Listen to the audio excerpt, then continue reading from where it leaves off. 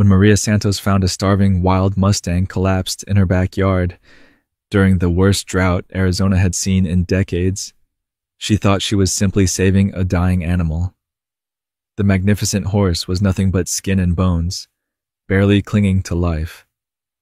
But after nursing him back to health and watching him disappear into the desert, Maria had no idea that their story was just beginning.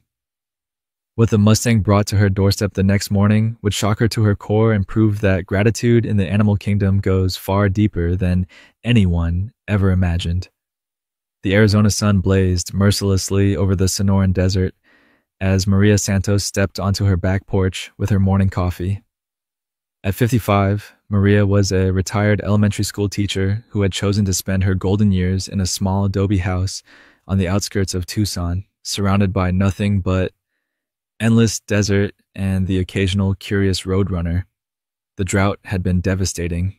For 6 months, not a drop of rain had fallen, and the desert landscape that Maria loved was showing signs of severe stress. The saguaro cacti stood like ancient sentinels, their arms reaching desperately toward cloudless skies, while the usual desert wildlife had either migrated to more hospitable areas or struggled to survive on increasingly scarce resources.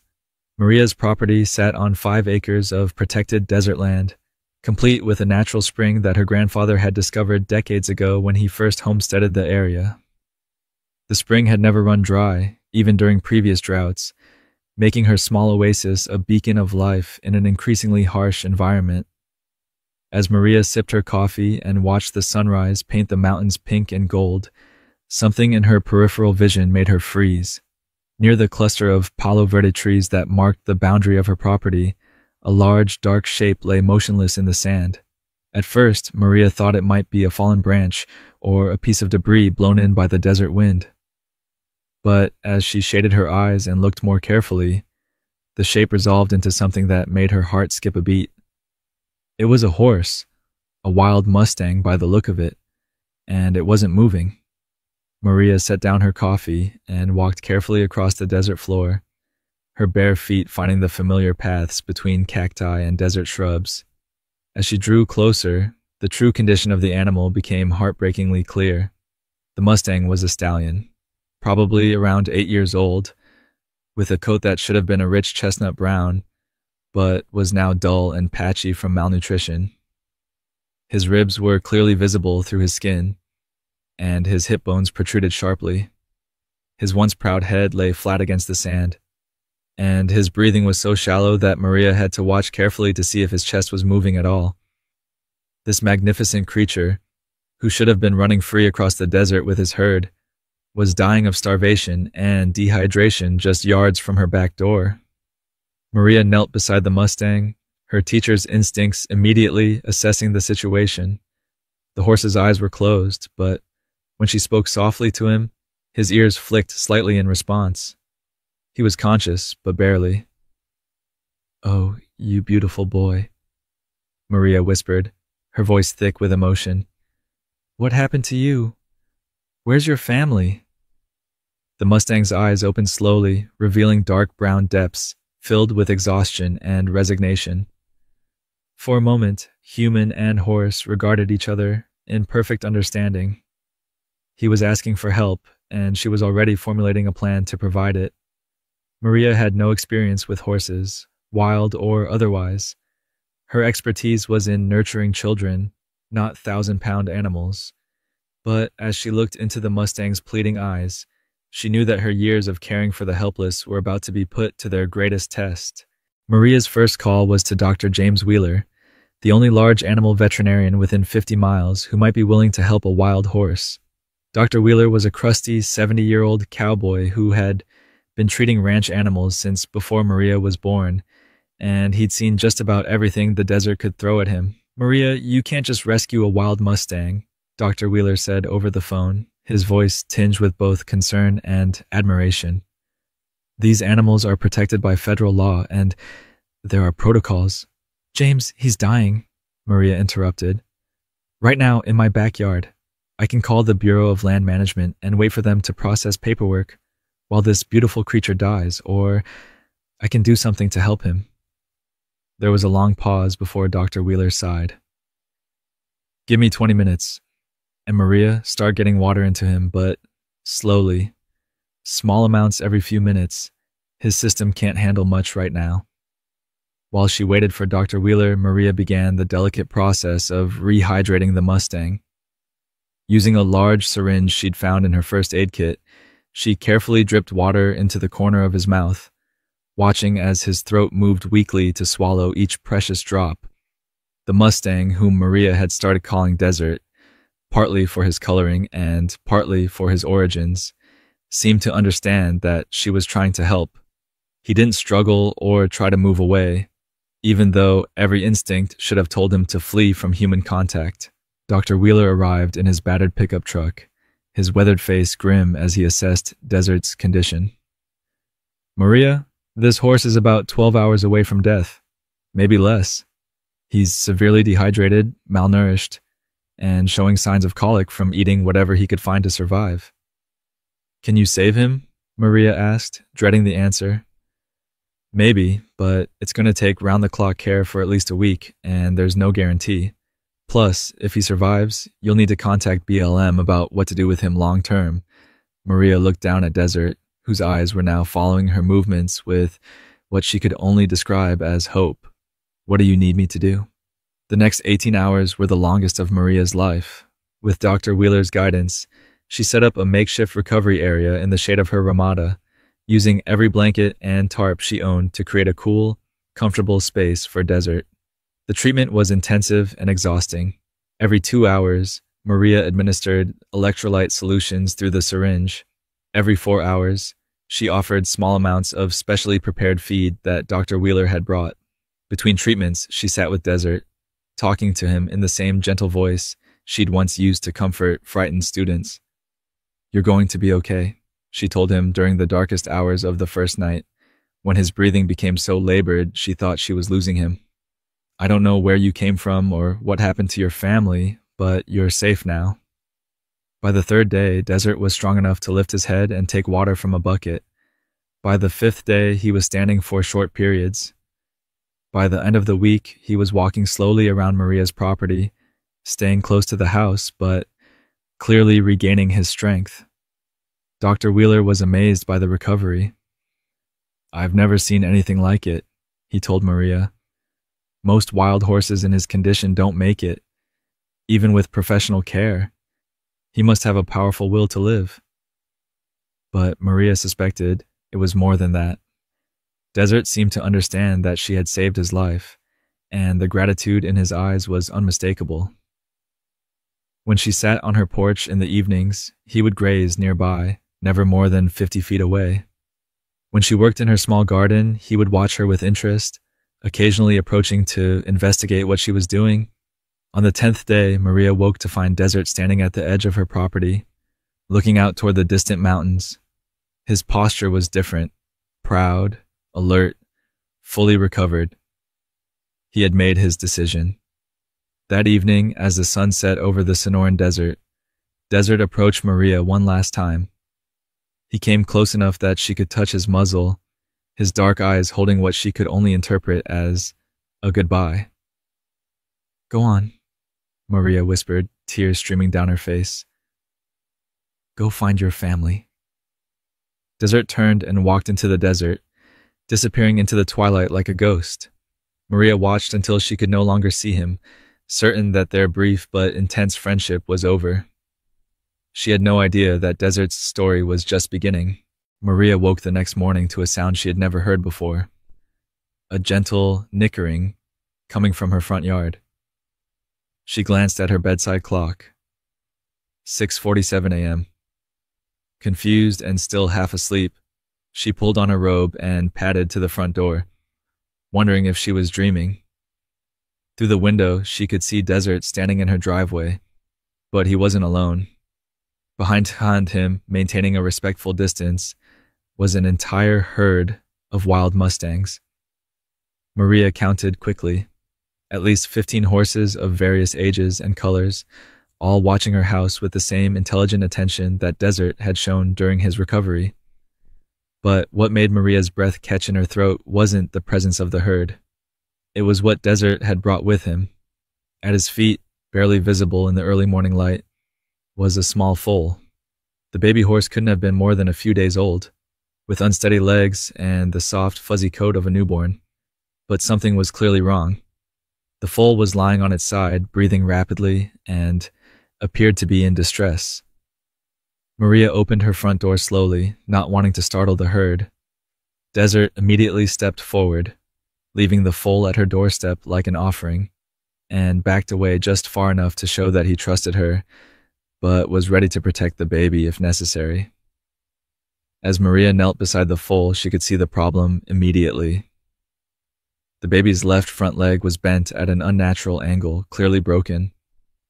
Without immediate veterinary care, the injury would be fatal in the wild. A foal that couldn't keep up with the herd was a foal that wouldn't survive. But somehow Desert had remembered the woman who had saved his life. He had brought his herd's most vulnerable member to the one human he trusted to help. Maria looked up at Desert, understanding passing between them like electricity. "You want me to help her," she said softly. "You brought her here because you know I'll try to save her." Desert's response was to take another step back, giving Maria clear access to the foal while positioning himself where he could watch over both of them. The message was unmistakable. This baby was now under Maria's protection, with Desert as her guardian. The other horses in the herd maintained their distance, but Maria could feel their eyes on her as she carefully examined the injured foal. This wasn't just any baby. This was the precious cargo, entrusted to her care by animals who had every reason to fear and avoid humans. As Maria gently lifted the foal, she noticed something else that made her heart race. The baby's coloring was unusual, a beautiful silver gray with darker points, a color pattern that suggested she might be descended from the legendary Spanish horses that had once roamed this desert. "Dr. Wheeler," Maria said into her phone minutes later, "you're not going to believe this, but I need you to come back." Desert returned, and he brought a friend. Dr. Wheeler's response was immediate. "Maria, please tell me you're not trying to start a wild horse sanctuary in your backyard." "James, he brought me a baby with a broken leg. He remembered that I helped him, and he brought her to me for help. I can't turn her away." There was a long pause before Dr. Wheeler spoke again. "I'll be there in 30 minutes. And Maria? This is either the most incredible thing I've ever heard, or you're about to get us both in serious trouble with the federal government." As Maria waited for the veterinarian, she sat on her front porch with the injured foal in her lap, while Desert and his herd maintained their vigil. The trust these wild animals were showing her was both humbling and terrifying, but as she looked down at the foal's trusting eyes, Maria knew there was no choice to be made. Just as she had saved Desert, she would do everything in her power to save this baby. What she didn't know was that this foal would turn out to be far more special than anyone could have imagined. Dr. Wheeler arrived to find a scene that challenged everything he thought he knew about wild horse behavior. Desert stood guard like a sentinel, while Maria cradled the injured foal, and the rest of the herd formed a protective semicircle around Maria's property. The horses showed no signs of fear or aggression, only watchful patience. "In 40 years of veterinary practice," Dr. Wheeler muttered as he examined the foal, "I have never seen anything like this. Wild Mustangs don't bring their injured to humans. They just don't." The foal, whom Maria had named Luna for her silvery coat that seemed to glow in the morning light, had suffered a clean break of her left radius. It was serious but treatable, especially in such a young animal whose bones were still developing. "The good news is that foals heal incredibly fast," Dr. Wheeler explained as he prepared a temporary splint. "The bad news is that she'll need constant care for at least 6 weeks, and that's assuming everything goes perfectly." Desert watched every movement of the veterinary procedure with intense focus, occasionally stepping closer when Luna whimpered in pain, but never interfering with the treatment. His behavior suggested a level of understanding that bordered on the supernatural. "Dr. Wheeler," Maria said as they worked, Is it possible that Desert is Luna's father? The veterinarian paused in his work to study both horses. Look at their bone structure, the shape of their heads, the way they move. Yeah, I'd say there's a very good chance he's her sire. That would explain why he's so invested in her welfare. As the days passed, Maria's property became the site of an unprecedented interspecies collaboration. Desert and his herd established a permanent camp just outside her fence line, close enough to monitor Luna's progress, but far enough away to avoid creating stress for the healing foal. Luna herself proved to be an extraordinary patient. Unlike most foals who would panic at human contact, she seemed to understand that Maria was helping her. She accepted medication, tolerated bandage changes, and even appeared to enjoy the gentle brushing that Maria provided as part of her care routine. But it was the relationship between Desert and Maria that truly amazed Dr. Wheeler. The wild stallion had essentially appointed himself as Luna's co-caregiver, deferring to Maria's medical knowledge while providing emotional support that no human could offer. He's teaching her to trust you, Dr. Wheeler observed during one of his daily checkups. Watch how he positions himself, always where Luna can see him, always calm and relaxed around you. He's showing her that you're safe. The arrangement worked beautifully. Luna's leg healed faster than Dr. Wheeler had dared hope, and her bond with Maria grew stronger each day. The foal would follow Maria around the property like a faithful, her injured leg supported by a carefully designed splint that allowed her to move freely. But as Luna's strength returned, Maria began to face a difficult truth. This wild foal belonged with her herd, not living as a pet in a human's backyard.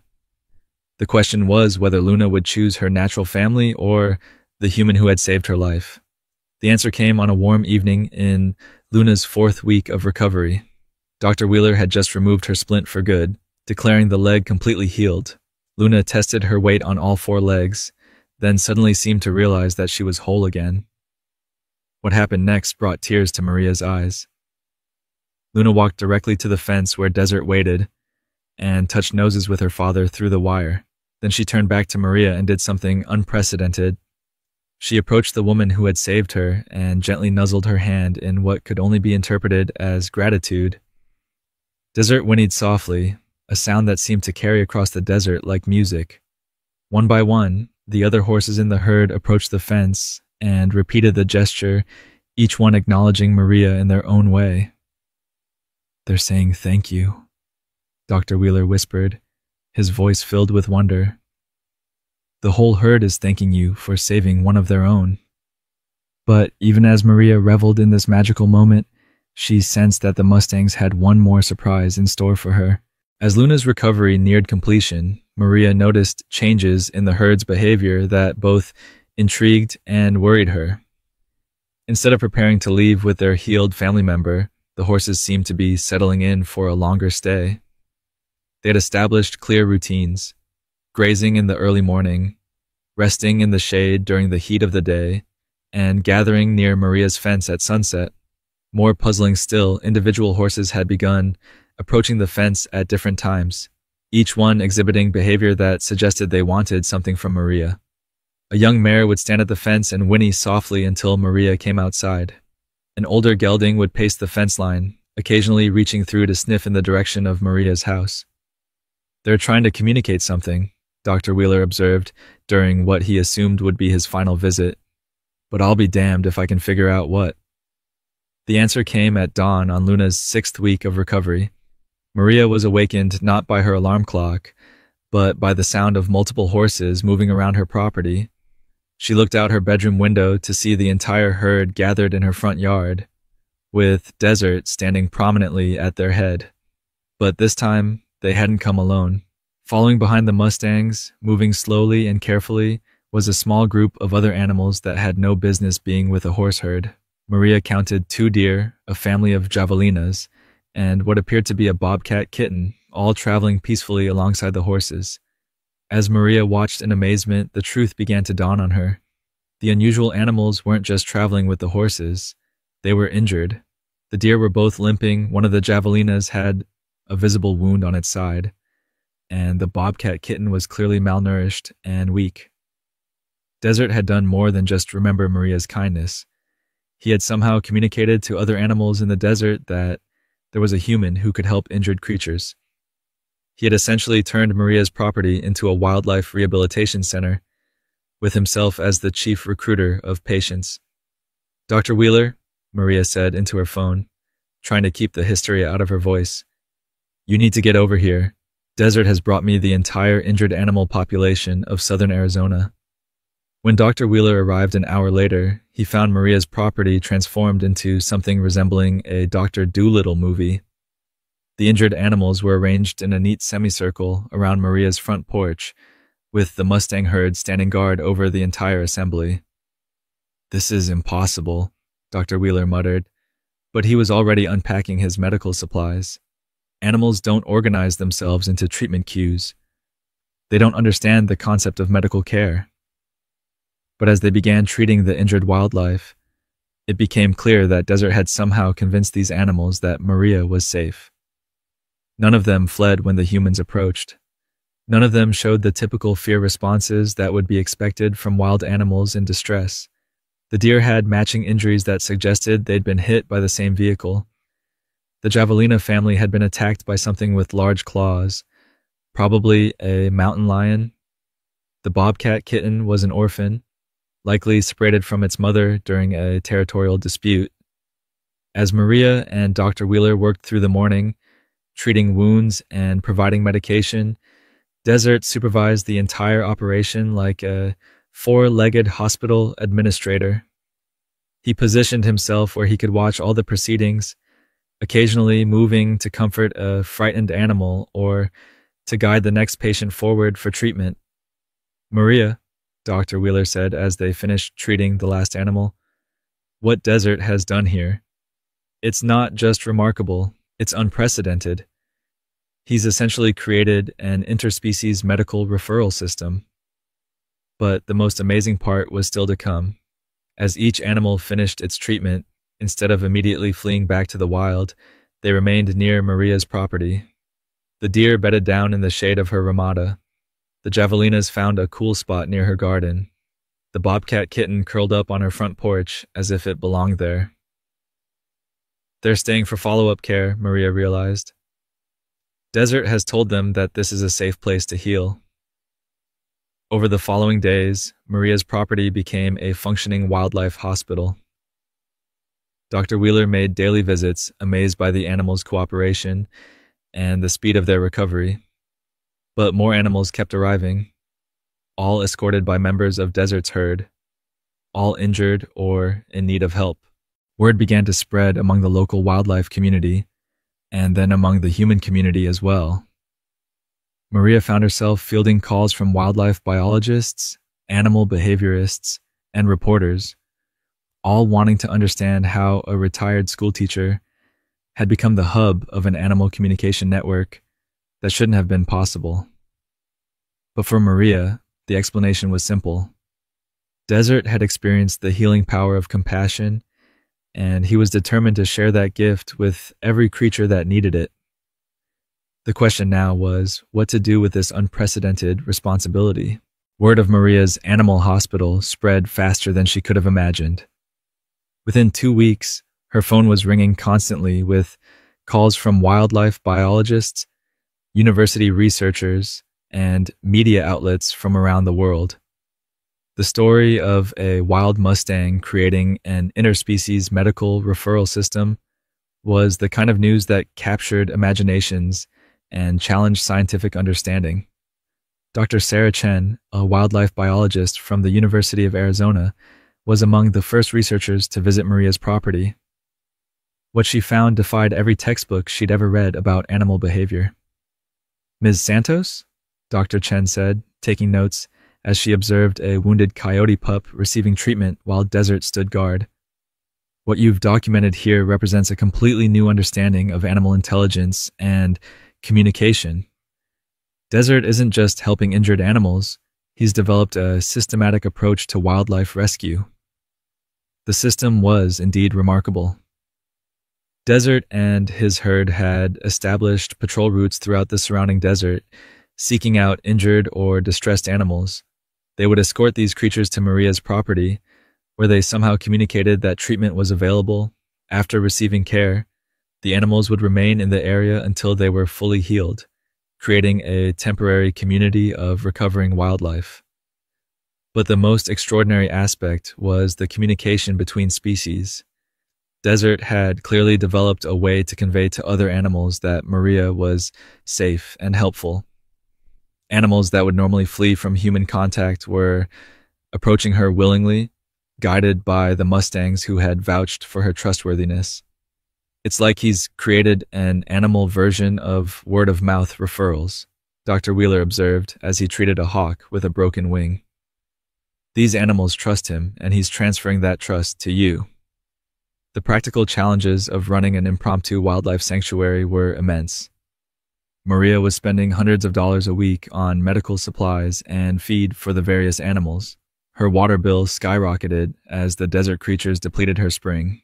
Her quiet retirement had been replaced by 18-hour days of animal care, but the rewards were beyond anything Maria had ever experienced. Each successful rehabilitation, each animal that returned to the wild, healthy and strong, felt like a small miracle. And the bond she had formed with Desert and his herd was deeper than any relationship she'd ever had with an animal. The turning point came when Arizona State Senator Patricia Williams visited the property as part of a fact-finding mission about wildlife conservation. Senator Williams had been skeptical of the reports she'd heard, but seeing Desert's operation in person changed her perspective entirely. Ms. Santos, Senator Williams said as she watched a family of rescued ground squirrels playing near the water source, "What you've created here represents something that government agencies have been trying to accomplish for decades. You've created a model for human-wildlife cooperation that could revolutionize conservation efforts."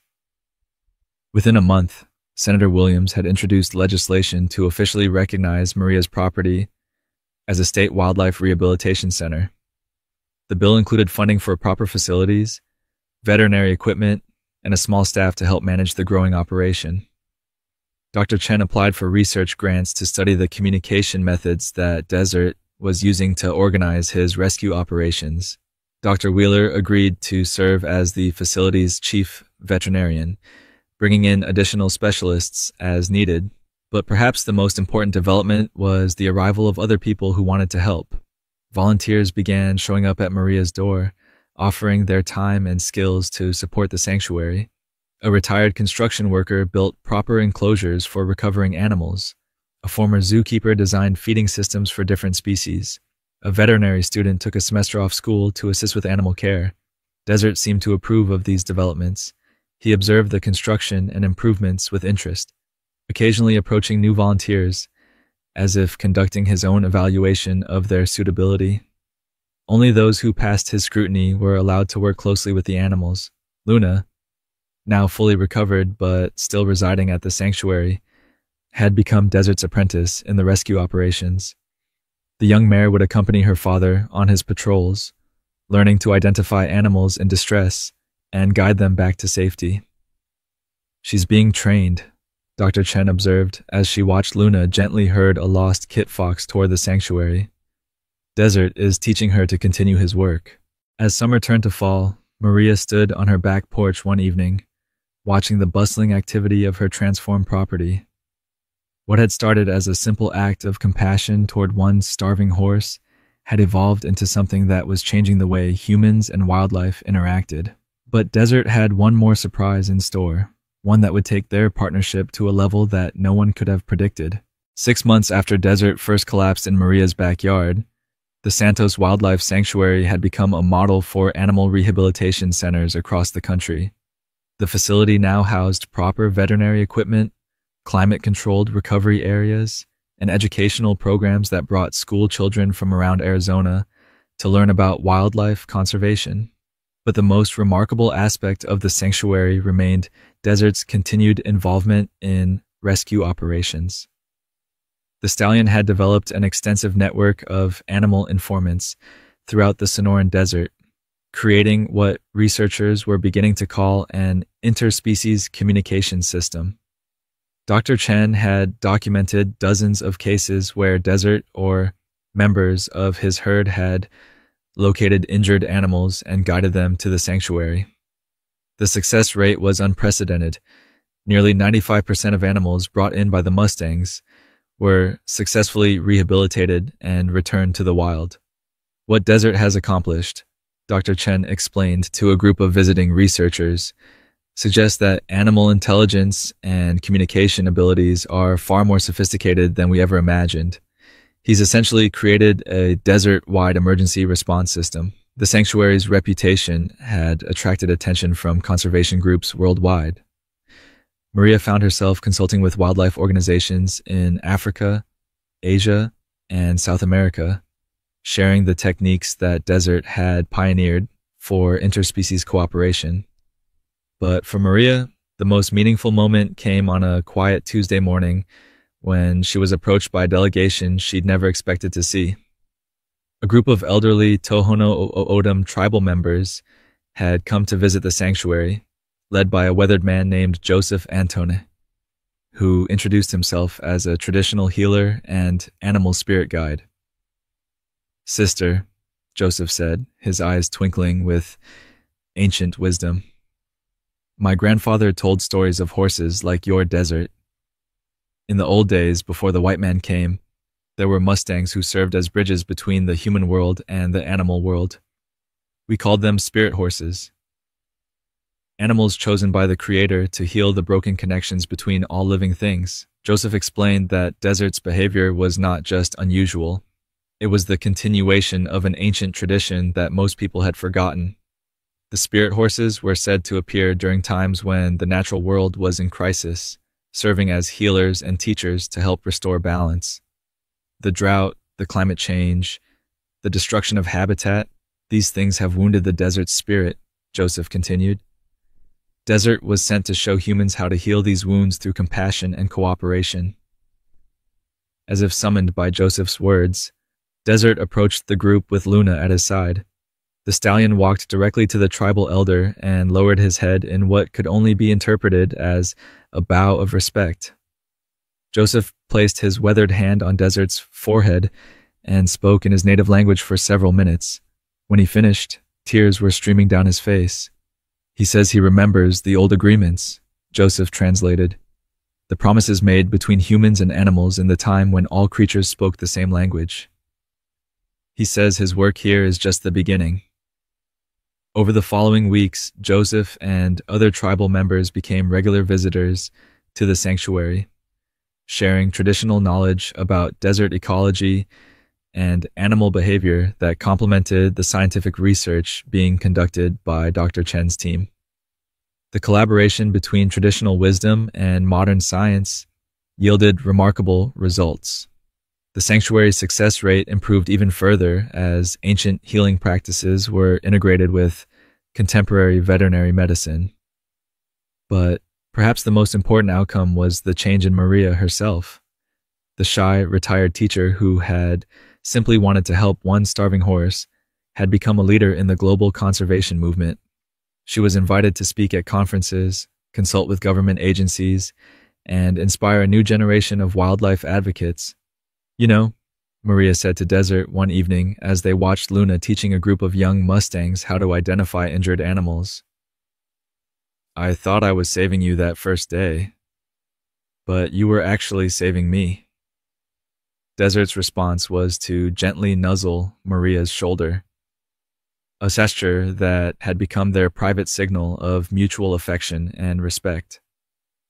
As the sun set over the Sonoran Desert, painting the sky in brilliant shades of orange and pink, Maria reflected on the journey that had brought them all to this moment.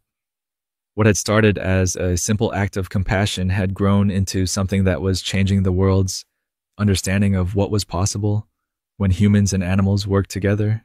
The Santos Wildlife Sanctuary was now treating over 1,000 animals per year, with a network of spirit horses operating throughout the Southwest. Luna had given birth to her own foal, who was already showing signs of inheriting the family gift for interspecies communication.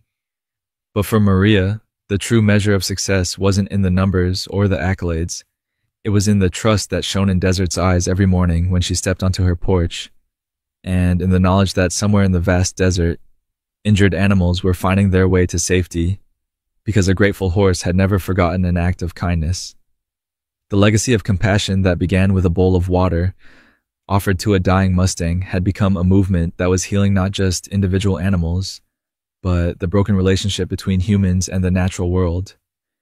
And it all started with one woman who chose to care. This incredible story reminds us that a single act of kindness can create ripples that change the world in ways we never imagined. Maria's simple decision to help a starving horse didn't just save Desert's life. It awakened an ancient wisdom that transformed how we understand animal intelligence and cooperation.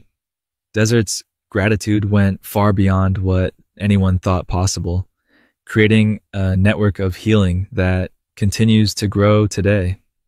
Their partnership proves that when we approach animals with respect and compassion, they respond with intelligence and loyalty that can teach us profound lessons about community, communication, and care.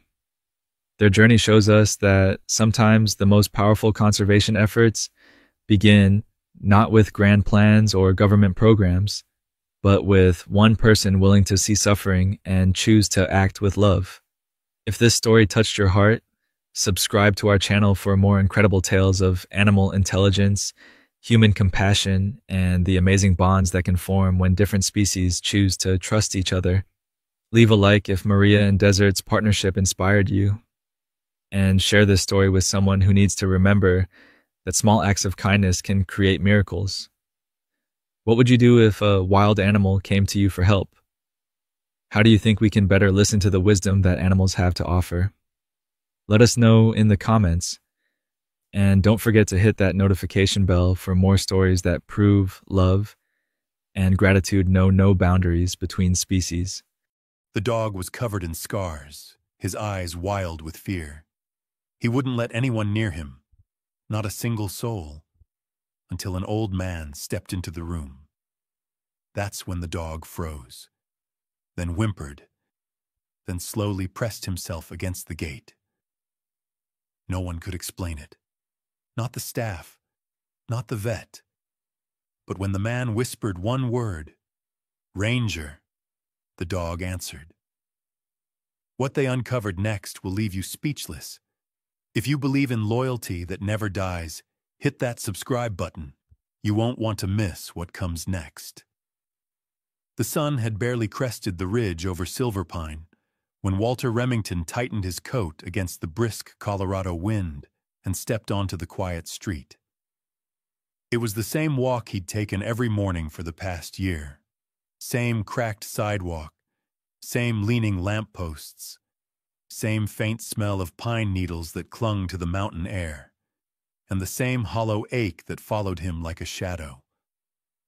Walt had spent 67 years in this town, most of them among trees and trails as a forest ranger. He had known every bend in the rivers, every howl in the hills, every quiet moment beneath the aspens. But nothing had prepared him for the silence that followed after losing Ranger. Ranger, his German shepherd, his trail partner, his best friend for over a decade, had died just 1 year ago today. Or so Walt believed. The pain hadn't softened with time. If anything, it had settled deeper, like roots in dry ground. He'd taken to volunteering at the Silver Pine Rescue Shelter shortly after, hoping maybe helping other animals would fill the gaping space that Ranger left behind. The building sat just past the railroad tracks on the outskirts of town, a squat, weathered thing with chipped blue paint and a porch that moaned under your boots. As he stepped onto the front stoop, he could already hear the morning chorus of barking and restless paws. "Morning, Walt," called Lena Morales from behind the counter. She wore her usual messy bun and coffee-stained hoodie, a clipboard tucked under one arm. She was young, maybe early 30s, but she ran the place with the kind of backbone that came from years of seeing animals at their worst, and loving them anyway. Walt gave her a small nod as he shrugged off his coat. Busy morning? Lena paused, gave him a long look. Busier than usual. But you okay? You look like you didn't sleep. He hesitated, then offered a half-hearted smile. It's the date. Ranger would have turned 12 today. Her eyes softened. I'm sorry, Walt. He was one of the good ones. Still is, he murmured. She didn't push it, just handed him a pair of gloves and gestured toward the back. We had a new intake last night. German Shepherd, big one. They brought him in late, said he's been through hell. Walt raised an eyebrow. Shepherd? Yeah, bad shape. Real defensive. Won't let anyone near him. Bit at Jake when he tried to refill the water. Something stirred in Walt's chest. Hope, fear, maybe just old instinct. Mind if I try? Lena blinked. You serious? You know me, he said. I've worked with worse. She hesitated. Walt, this one's different. He doesn't trust anyone. Then maybe he needs someone who knows what that feels like.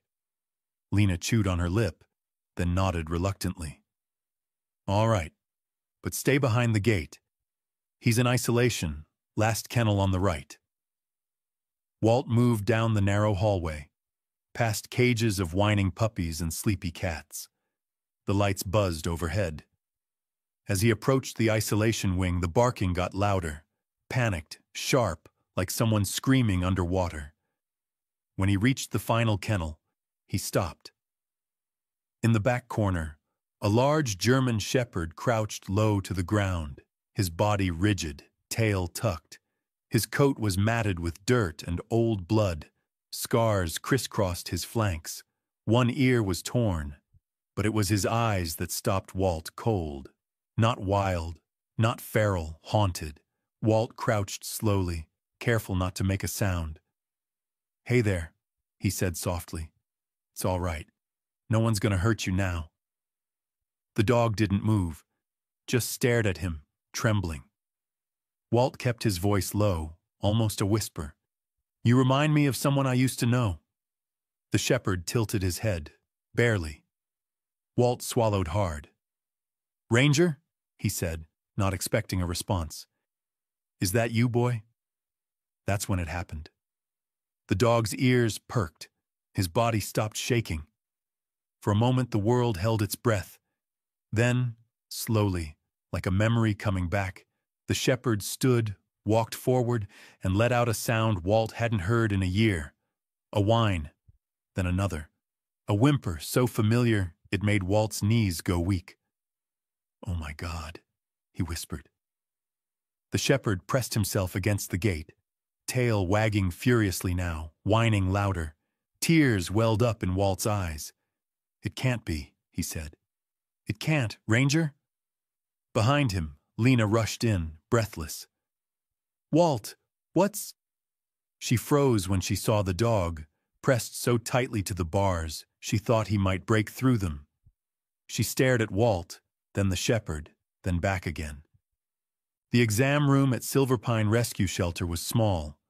Just a metal table, bright overhead lights, and the faint scent of antiseptic that clung to every corner. Ranger stood next to it, panting quietly, his head never straying far from Walt's side. Dr. Hannah Price adjusted her glasses as she ran the scanner along the shepherd's neck. She was in her late 40s, with a kind, direct manner and a reputation for knowing when not to speak. For several long moments, the only sound was the soft beeping of the device in her hand. Then, a tone. She stared at the screen. What is it? Walt asked, eyes never leaving the dog. Hannah frowned. There's a chip, barely registering. Looks like it's been damaged, maybe intentionally. She turned the device slightly, then tapped a number into her tablet. It's old. Pre-2015 registry. Let me see what I can pull. Ranger nudged his nose into Walt's palm and sighed deeply, as if the fight had finally drained from his bones. Walt stroked his head slowly, his fingers shaking. Lena stood nearby, arms folded, watching both man and dog like she couldn't quite believe what she was seeing. "He hasn't let anyone near him," she murmured. "Not since he came in. But with you, he's a whole different animal." Walt said nothing. He couldn't. His heart felt like it was being slowly unraveled. A moment later, Hannah looked up. "Walter, I think you need to see this." She turned the screen toward him. A registry file appeared. Basic info, grainy photo, a name, Ranger Remington. Owner, Walter J. Remington. Status, deceased, presumed, unconfirmed. Walt stared at it, lips parting. "It's him," Hannah said gently. "This is your dog." Walt lowered himself onto the bench, rubbing his hands over his face. "How?" he whispered. "How is this even possible?" The room fell silent, except for the gentle thump of Ranger's tail on the linoleum floor. "Walk me through it," Hannah said. "What happened that day?" Walt's jaw tightened. He looked at Ranger, then the floor. "1 year ago we were out walking, early morning, like always. He saw a squirrel, pulled the leash, ran into the road." His voice cracked. "There was a car. He got hit. I remember running to him, thinking he was gone. But then," he shook his head, "these 2 people showed up, said they were with County Animal Control, claimed they'd get him help. I was in shock. I let them take him, didn't even get names." "And then?" Lena asked softly. "I started calling every clinic, every shelter. Nothing. No records. No one knew anything. It was like he vanished." Hannah crossed her arms. "And now, a year later, he shows up here. Malnourished, covered in old scars. He's clearly been through hell." Lena added, "And we pulled him from a so-called rehab shelter 2 towns over. The place was falling apart. Got shut down last month for mismanagement." Walt stood, slowly, like the weight of the past year was settling in his bones. "You think they sold him off? Like property?" "Could have been a dog-fighting circuit," Hannah muttered grimly. "He's got scars to prove it." "No," Walt growled, eyes blazing. "Not him. He was trained to protect, not destroy." "But someone tried to break that," Hannah said. "That's clear." Ranger whimpered, leaning into Walt's thigh. Walt knelt, pressing his forehead against the dog's. "I'm so sorry," he whispered. "I should have fought harder. I should have found you." Lena cleared her throat. "We've got a problem, Walt." He turned, slowly. She looked uncomfortable. "Technically, by our system, he's still a shelter dog. Legally speaking, until the paperwork clears—" "Don't," Walt cut in, voice low. "Don't tell me I can't take him home." "I'm not saying that," she said quickly. "I just want you to be ready, because Glenn Parsons is on shift tonight." Walt's expression darkened. "Glenn? He's already asking questions. Said the dog's valuable, whatever the hell that means.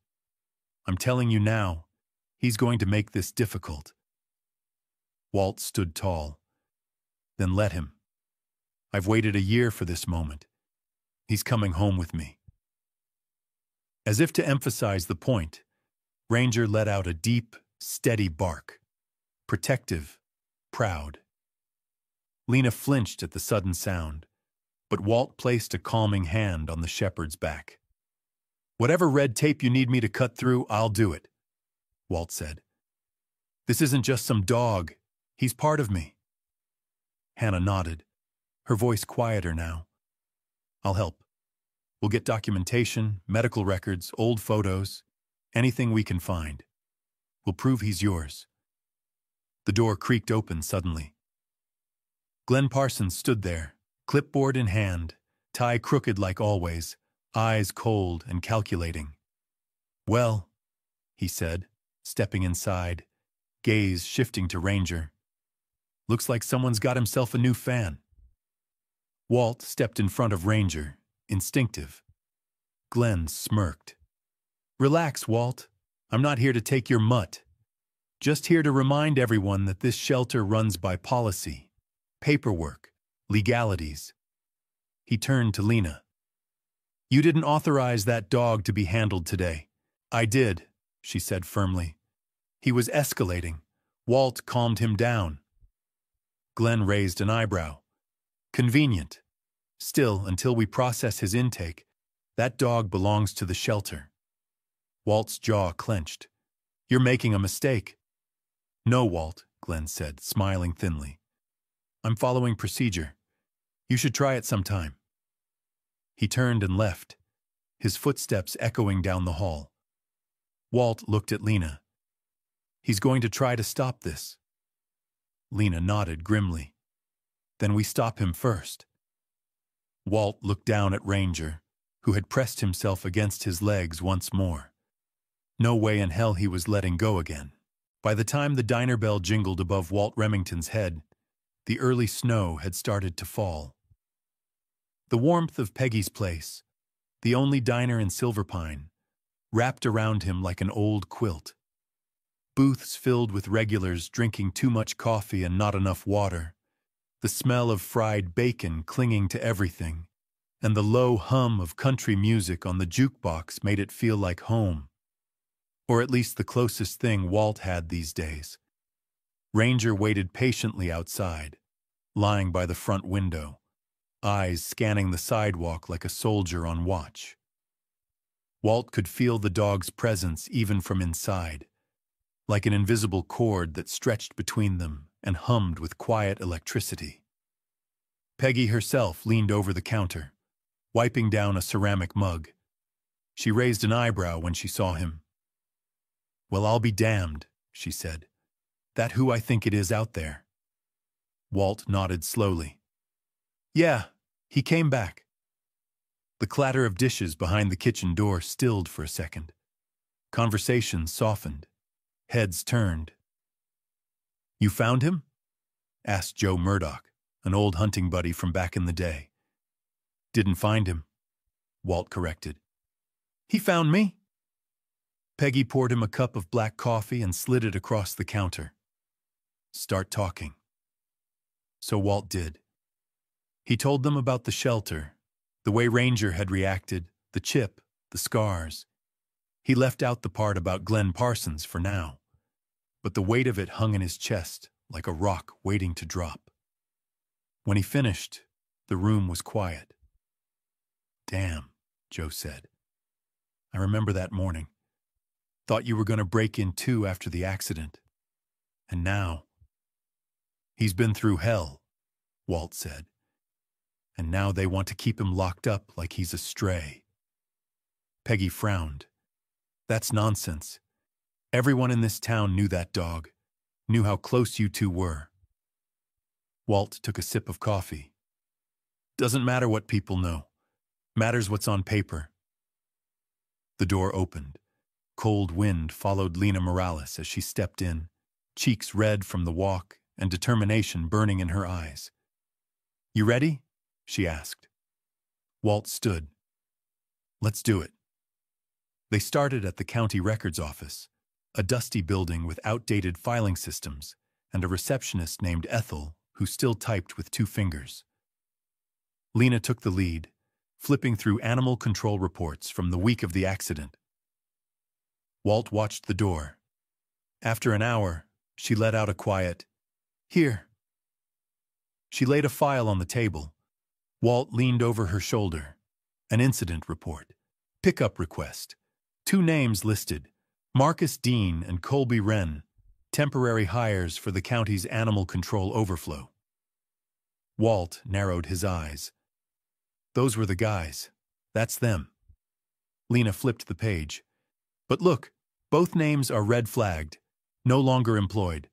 One of them has a note, under investigation for improper rehoming procedures. That could be it. They made a copy and moved on. Their next stop was a small ranch-style house just off the edge of town. Mac Connolly, retired officer, former animal control lead, and according to Lena, a man who remembers everything and trusts no one. Mac opened the door wearing flannel, long underwear, and a scowl. His eyes lit up when he saw Walt.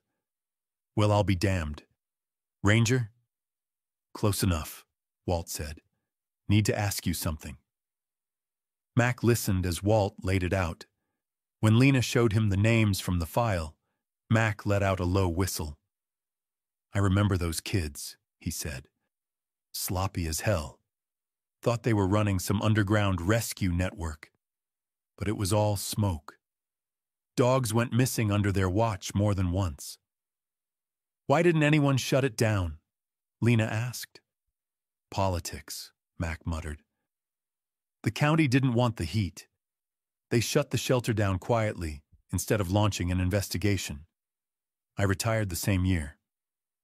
He walked to an old desk and pulled out a yellowing folder. "I kept this, just in case." Inside, photos of dogs, notes, statements. Ranger's intake photo was there, taken days after he vanished.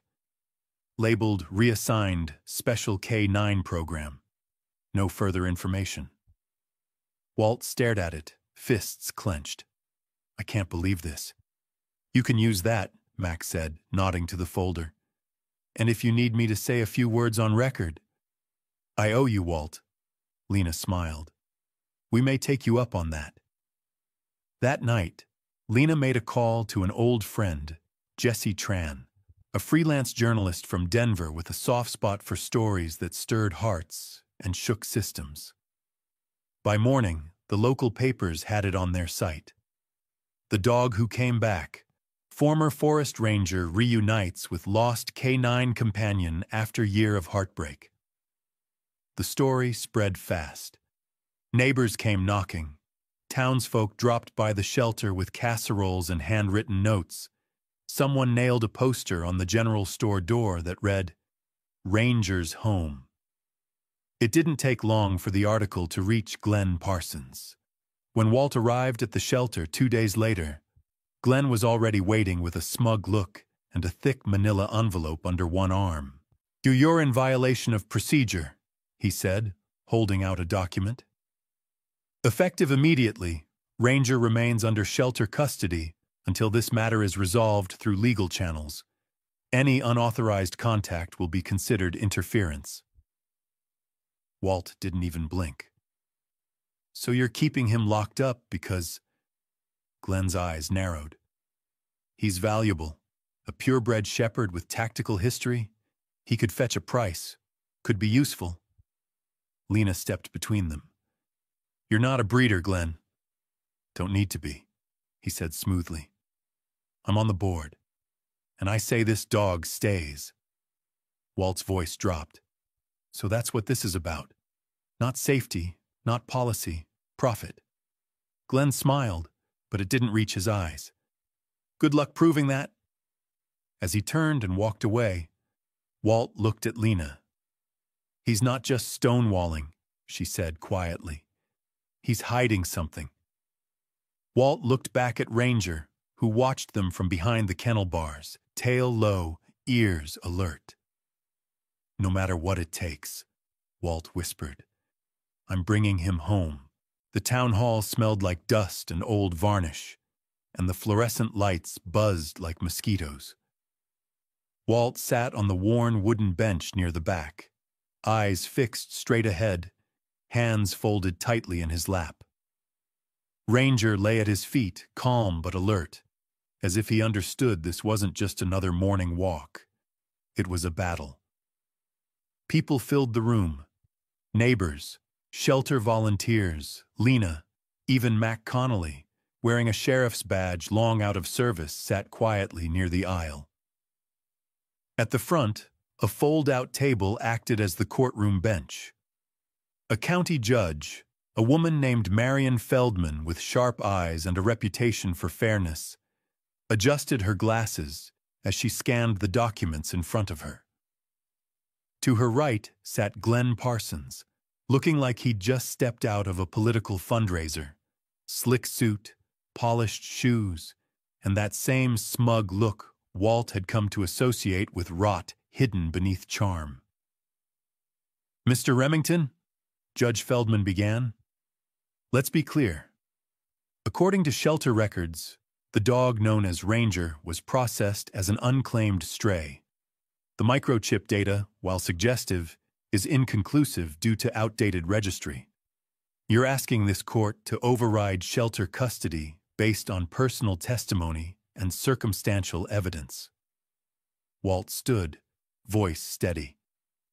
"I'm asking this court to look beyond the paperwork. I'm asking you to look at him." He gestured to Ranger, who was now sitting tall beside him, ears forward, eyes locked on Walt like a soldier awaiting command. "That dog isn't some lost stray. He's my partner, my family. He went missing after an accident. I was in shock. People said they'd take him to the clinic, and then he was gone for a year. I searched everywhere, called every clinic, every rescue. Nothing." He took a breath. "Until last week, when I found him at the Silver Pine shelter. He remembered me. Responded to commands only I ever gave him. Calmed the second he heard my voice." Glenn scoffed. "It's a German Shepherd, Judge, loyal by nature. That behavior isn't exclusive." Walt's eyes narrowed. "You want exclusive? Ask him to sit in Danish." There was a pause. The judge raised an eyebrow. "You trained him in another language? Forest rescue protocol. Foreign commands prevent false triggers." He turned to Ranger and said calmly, "Sette." Ranger sat instantly, eyes still on Walt. A murmur ran through the room. Dr. Hannah Price rose from the audience. "Your Honor, if I may?" Judge Feldman nodded. "You're the attending vet?" "Yes, ma'am. I've examined Ranger multiple times this week. The dog bears identical markings to medical files I previously archived from Mr. Remington's records. Scar across the front left paw from a bear trap. Distinct healed fracture along the rear femur, consistent with the X-rays from 2017. Behavioral trauma symptoms consistent with dogs pulled from abuse networks." She looked at Glenn. "If this dog had value to someone before, it wasn't because of pedigree. It was because he survived hell." Glenn stood quickly. "That doesn't change his status. Until legal ownership is verified, he belongs to the shelter. And as a board member, I have jurisdiction." Lena stood. "Not anymore." She walked to the front, held up a folder. "This is a formal ethics complaint, signed by 4 staff members and 2 former volunteers. It outlines Glenn's operation of a for-profit breeding and obedience compound using shelter access to scout high-value animals, including Ranger." Gasps swept the room. The judge held up a hand for silence. Glenn paled. "That's hearsay." "It's supported by Mac Connolly's deposition," Lena said, "and photographic evidence of Glenn's compound with locked kennels and unlicensed sales records." The judge turned to Glenn, eyes sharp. "Is there a reason you failed to disclose this conflict of interest?" He stammered. I was protecting shelter interests." "By exploiting them?" she snapped. "Step outside, Mr. Parsons. We'll address your status after this hearing." Glenn stood, red-faced, and stormed out. Lena took her seat beside Walt, her hand brushing his shoulder. Judge Feldman looked down at Ranger. "Mr. Remington, this court recognizes the overwhelming testimony, medical records, and behavioral evidence. As such, legal custody of the dog known as Ranger is hereby granted to you." Walt exhaled slowly, shoulders sagging as if he'd been carrying a mountain. Ranger barked once, a joyful, clear sound that echoed off the chamber walls like victory. The judge smiled, just faintly. "Welcome home, Ranger. Outside, a crowd had gathered. Word had traveled fast. Locals lined the sidewalk, some with their own dogs, others holding signs that read, "Bring Ranger home" and "Justice for Walt." As Walt stepped out, Ranger by his side, the crowd erupted in applause. A few people even cheered. Walt gave a shy nod, overwhelmed. Ranger leaned against his leg, eyes shining. Lena caught up beside him, tears in her eyes. Told you, he was never lost, just waiting to come back to the right place. Walt looked down at his dog, then out at the town that had stood behind him when it mattered most. Guess we both were. Morning came soft and golden over the peaks of Silverpine. The first rays of sunlight filtered through Walt Remington's kitchen window, casting long shadows across the worn linoleum floor. The smell of coffee drifted through the air, mingling with the low hum of the radio and the quiet breaths of the dog sleeping at his feet. Ranger stirred, stretching his legs out and letting out a deep, satisfied sigh. "You sleep okay, buddy?" Walt asked softly, crouching beside him. Ranger blinked up at him, ears twitching, tail thumping the floor once in reply. It had been 3 weeks since the court ruling, 3 weeks since Ranger had come home for good. In that time, the quiet rhythm of life had slowly returned. But healing, Walt had learned, didn't come with a ruling. It came with presence. It came with patience.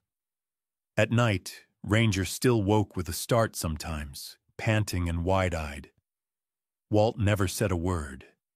He'd just sit on the floor beside him, hand resting gently on his back, breathing slow until Ranger settled again. One morning, Walt woke to find Ranger curled up on the foot of the bed, something he hadn't done since the old days. Walt didn't move, just lay there in the soft dawn light, feeling the weight of the dog's trust anchor him to the present. Now, standing at the kitchen counter, he poured 2 bowls, one for himself, one for Ranger, and looked out the window toward the hills beyond town. "You know," he said aloud, "we've got more work to do." The idea had come to Walt slowly, like snowmelt.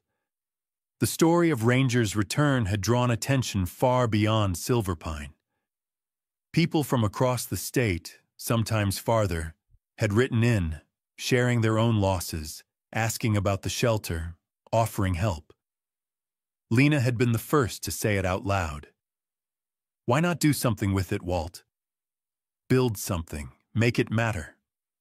So he did. With Lena, Dr. Price, and a dozen volunteers, they launched the Second Leash Project, a community-run program that paired senior shelter dogs with retired veterans and older adults. The goal wasn't just adoption, it was connection. It was healing. It was purpose, for both the people and the dogs. The launch was set for a crisp Sunday in early October. The town park was decked out with folding tables, tents, and banners. Hand-painted signs read, "Adopt Hope" and "Second Leash, Second Life."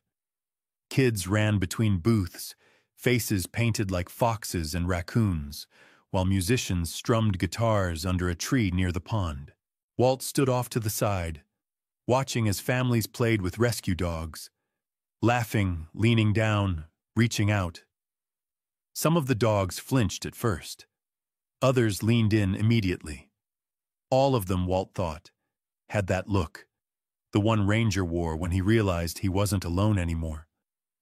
Ranger trotted beside him, tail swaying gently, harness clipped on just in case, but Walt knew he wouldn't need it. A boy approached, maybe 9 or 10. He clutched his mom's hand tightly, eyes wide as he looked at the German Shepherd beside Walt. Is he safe?" the boy asked. Walt knelt down. "He's the safest thing you'll meet today. Want to say hi?" The boy hesitated, then nodded.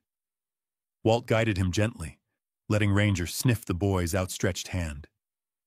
Ranger wagged his tail, let out a quiet breath, and nuzzled into the boy's palm. The boy grinned. "He's soft." Walt smiled. "He used to be scared, too.